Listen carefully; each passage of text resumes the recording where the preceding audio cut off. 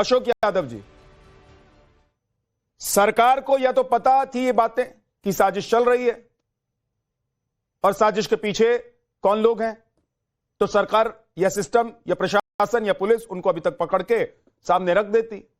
दो बातें कैसे आप लोग कर रहे हैं? जब आप दो बातें करते हैं, एक तरफ कहते हैं कि सरकार को पता भी थी बात और फिर कह रहे हैं कि सरकार विफल भी हो गई, तो लगता है कि आप लोग सियासत करने की कोशिश कर रहे हैं, आप लोग राजनीतिक रोटी सेकने की कोशिश कर रहे हैं। विद्यानाथ भाई, सबसे पहले आज 14 अप्रैल को अंबेडकर साहब की जयंती है और उनको सादर प्रणाम। और बाबा साहब का मिशन अधूरा अखिलेश यादव जी करेंगे पूरा। दूसरी बात, आपने मुद्दों की जो आता हूं मैं आपके, तो उसमें देश में मोदी सरकार के रिजीम में विद्यानाथ भाई जो भी आंदोलन हुए हैं, चाहे किसान आंदोलन देख लीजिए, हर आंदोलन के पीछे 4 पॉइंट्स सरकार रखती है। पहली पॉइंट्स, अराजक तत्व घुस गए हैं। दूसरी पॉइंट्स, उनको भड़काया जा रहा है। तीसरी पॉइंट्स, विदेशी फंडिंग। चौथी पॉइंट्स, पाकिस्तान का कनेक्शन। ये 4 चीजें सरकार हर आंदोलन में बोलती है। और जो हकीकत का जो साजिश इसके पीछे है कि उद्योगपतियों से भाजपा चंदा लेती है और बदले में मजदूरों का शोषण करने का खुली छूट भाजपा देती है। ये अगर हमारे मजदूर भाई हाड़ तोड़ मेहनत करने के बाद और उनको उनके परिवार का पेट पालने भर का पैसा न कमा पाए, तो पेट की आग विद्यानाथ भाई हमको आपको उन मजदूरों की जगह पर रख के सोचना चाहिए। पेट की आग से बढ़कर के कोई आग नहीं। और जब पेट की आग लगती है तो इस तरह के लोग सड़कों पे आते हैं और उसको सरकार कह रही है कि पाकिस्तान का कनेक्शन है, विदेशी साजिश है, न जाने क्या क्या कह रही सरकार। हमारे मजदूर भाई जिनको लेकर के इतना बड़ा उनके ऊपर इस तरह का मुसीबत आई है और सरकार कह रही पाकिस्तान का कनेक्शन, विदेशी फंडिंग। शर्म आनी चाहिए सरकार को भाई। और दूसरी बात मैं कहूंगा, ये तो आपने कहा कि प्राइवेट उद्योगपति लोग उनको किसानों का शोषण कर रहे हैं। उत्तर प्रदेश में 1090 जो वुमेन पावर लाइन, ये हमारे सरकार के अधीन काम करती हैं।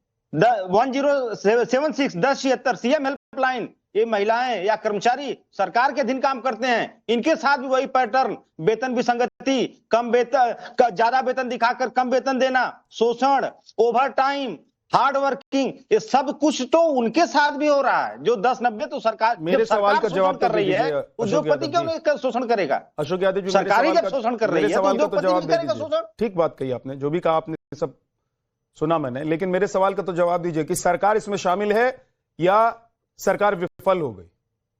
सरकार विफल हो गई विद्यानाथ भाई पूरी तरह से। सरकार को वो जो उद्योगपति जो उनको शोषण कर रहे थे मजदूरों को, वो सरकार को पता था, लेकिन सरकार इसलिए नहीं बोल रही थी क्योंकि पीछे से चंदा दे रहे थे वो सब भाजपा को, और अपने चंदे की आग में मजदूरों के पेट की आग भूल रही है सरकार। और जो मजदूर हार्ड, तो मैंने फिर वही बात किया कि आंखों से आंसू आते हैं विद्यानाथ भाई। अगर हमको आपको वहां पर रख के सोचना हो कि हार्ड वर्क हम लोग 12 घंटे करें और मेरा बेटा, आपका बेटा भूखा रहे घर में, उससे बड़ा कष्ट दुनिया में कुछ नहीं हो सकता विद्यानाथ भाई। इस बात को संजय चौधरी चाहिए सरकार, जवाब दीजिए। देखिए, मुझे लगता है कि आदमी जब करता कुछ है और बोलता कुछ है तो उसकी हालत वैसी हो जाती है। उसका नाम हो जाता है अशोक यादव। उत्तर प्रदेश को याद कीजिए, 14 से ज्यादा गन्ना मिले किसने बेच डाली थी? समाजवादी पार्टी ने।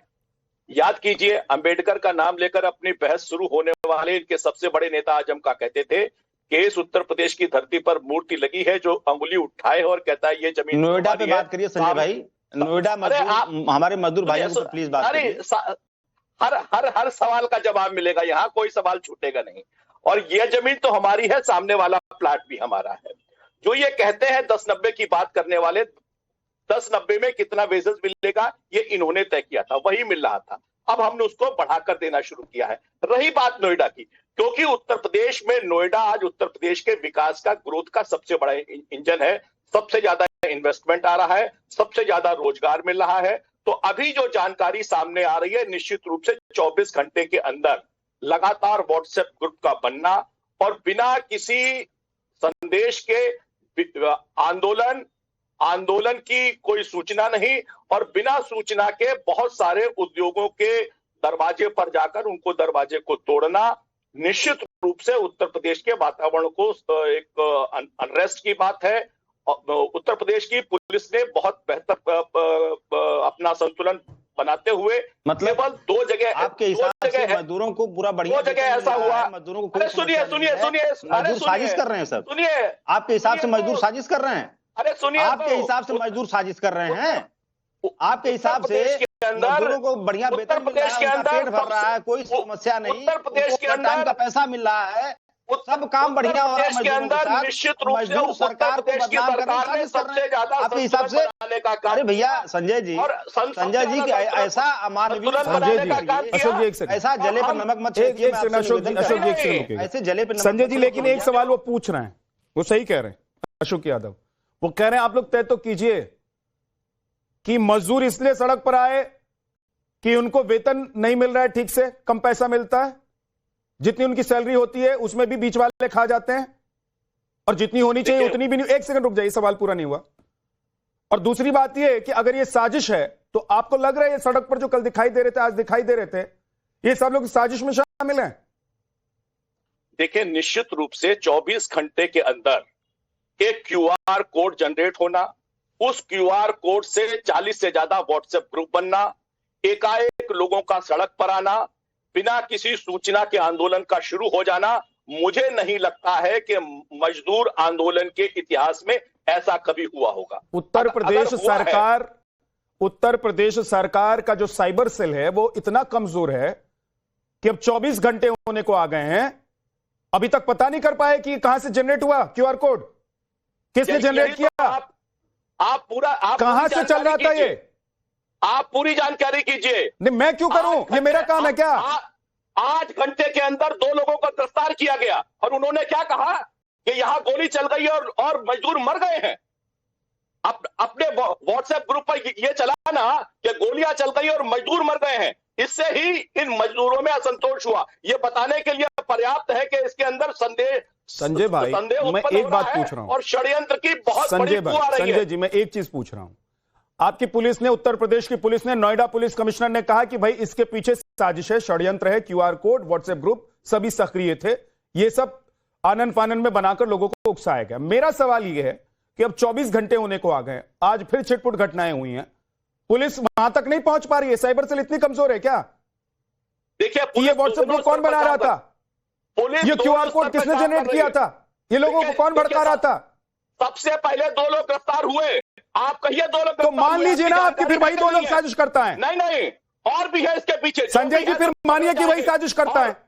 नहीं नहीं, जो भी साजिश करता है, केवल वही नहीं, जो भी साजिश करता है वो कानून की जद में आएंगे। और सरकार ने दोनों स्तर पर काम किया है।